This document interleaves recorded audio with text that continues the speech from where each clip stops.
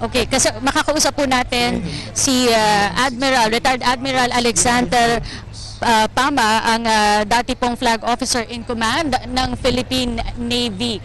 Magandang umaga po sa inyo, Retired Admiral Pama. Magandang umaga din po at magandang umaga po sa ating mga tigapakinig. Okay, during your time as the leader of the head of the Philippine Navy, naging acquisition po ng Pilipinas itong BRP Alcaraz. Bakit po ito ang napili nating bilhin? Ito po ay alinsunod sa kautusan nating mahal na Pangulo na dapat yung ating pong hukbong dagat ay ating ilalagay sa posisyon na kakayanin niya yung mga kakailangan gawin natin sa karagatan ng Pilipinas. Ngayon, kaya po natin pinili yung ang unang-una yung Gregorio del Pilar, tapos nga itong pangalawa ay ang Ramon Alcaraz, dahil ito po yung mga pangangailangan natin, lalo na rin po dun sa mga karagatan na medyo malalayo sa ating mga kapuluan, at alam naman natin yung sitwasyon ng ating mga karagatan, lalo-lalo sa panahon na pareho ngayon na medyo malakas po talaga yung mga alon, kaya kailangan po natin yung mga barkang ganitong klase.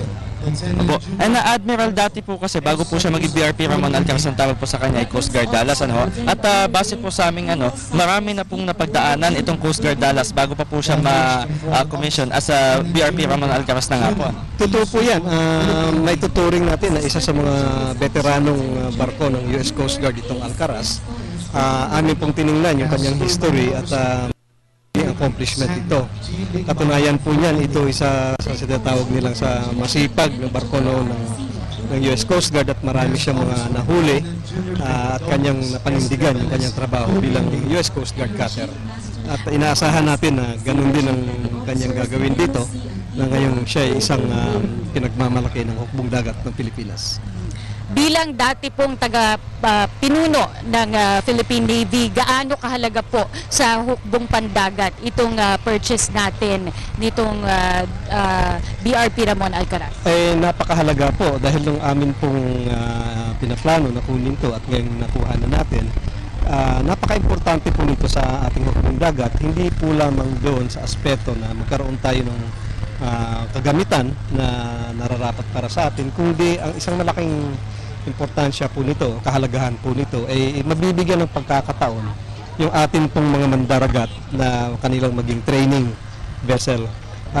Alam naman po na siguro ng ating mamamayan na sa utos po ng ating mahal na Pangulo ay ating ina-upgrade yung ating hukbong dagat, and tinitingnan po natin na makakakuha na po siguro sa madaling panahon na to, makakakuha na tayo ng mga makabagong kagamitan na pandagat. At ito pong Alcaraz at ang Del Pilar, isa po sa kanyang magiging function is yung magiging training ship po siya.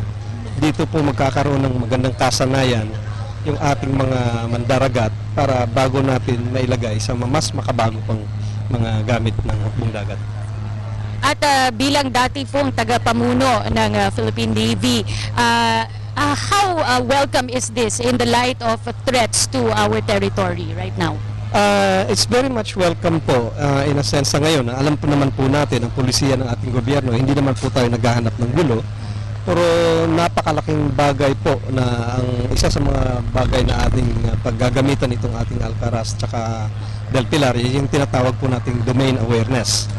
Domain awareness in a sense na ito po ay mapapadala po natin sa mga lugar na hindi kakayanin ng mga maliliit na barko natin, at halos sa lahat ng oras, sabi nga almost real time, malalaman po ng ating pamahalaan, ng ating mga armed forces dagat kung ano yung mga nangyayari doon sa labas, at para po tayo naman ay magkakaroon ng tamang kahandaan. Okay.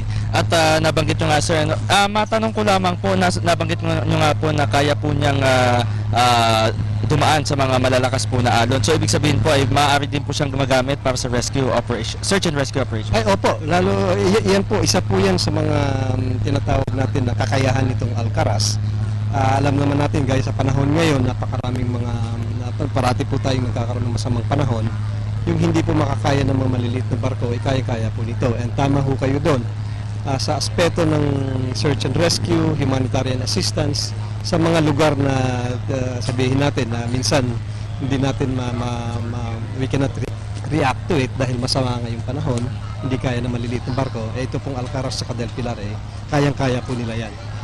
It is also one of yan din po ang isa sa mga layunin natin na magamit itong Alcaraz at Del Pilar sa search and rescue at humanitarian assistance.